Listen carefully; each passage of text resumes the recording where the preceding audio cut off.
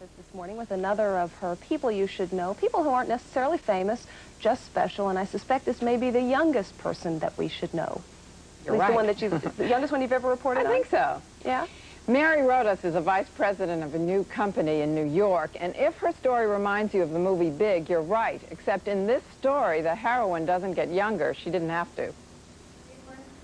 When the countries control large areas of territory beyond their borders, we say they have an empire. Sitting in her 8th grade class at St. Joseph and Michael's School in Union City, New Jersey, Mary Rodas looked like an ordinary kid. Pops, I'm on the phone.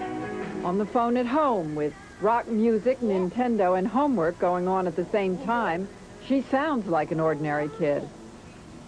But what ordinary kid gets into a limousine 3 times a week and goes to work in New York City, studying for her geography test as she goes?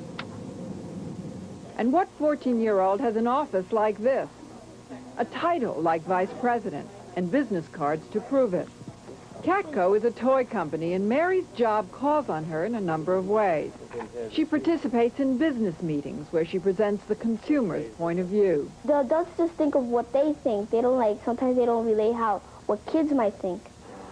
She meets buyers in English and Spanish. ¿Cómo está? Muy bien. She helps develop products, like the recently released Balzac, a balloon with a protective cover. The inventor says that Mary's contribution to Balzac was major.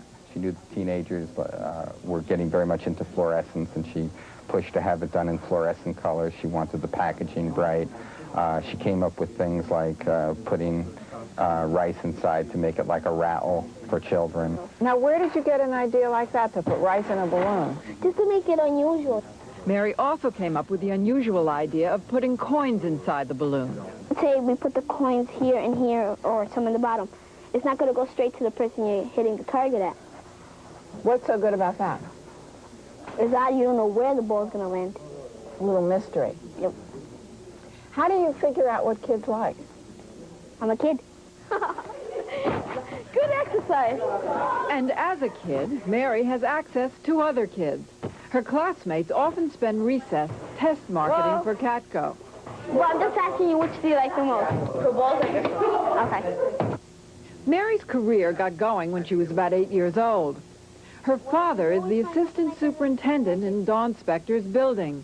And when Mary was in the 3rd grade, Spector gave her a toy to take to school. I remember the incident because when she came back and she said, I said, how did they like the product? And they said, well, it really wasn't the right product for my class and age group, so I took it to an older class, and they liked it a lot.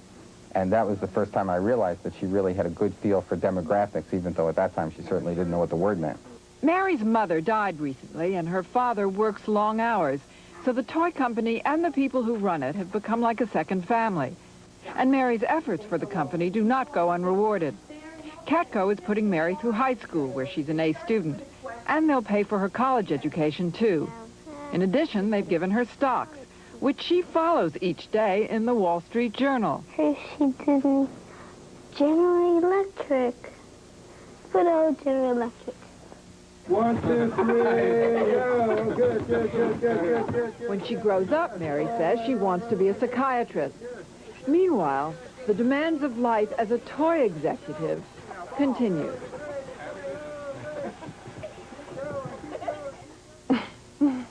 Why do you think that, that she's hit it off, that Mary's done so well as this little mini mogul?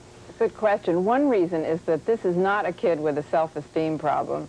She is so confident, and where that comes from, I don't know, but this is a child who really knows what she's about. And it's not that she's arrogant, but she just thinks that she knows what she's talking about, and apparently she does. Well, as she said, you know, how come you know so? Because I'm a kid. How did the company come to the decision that, hey, this is a kid, or that any kid would be worth taking a risk on? Well, the inventor said he just happened, there she was in her building, and he gave her a toy to take to school, and she tried it out, and the way she talked about it was smart, and he had the brains and the sense to pay attention and put her on the payroll. I have a feeling we'll be hearing about this young lady a lot in the future. I think so. Betty, thanks.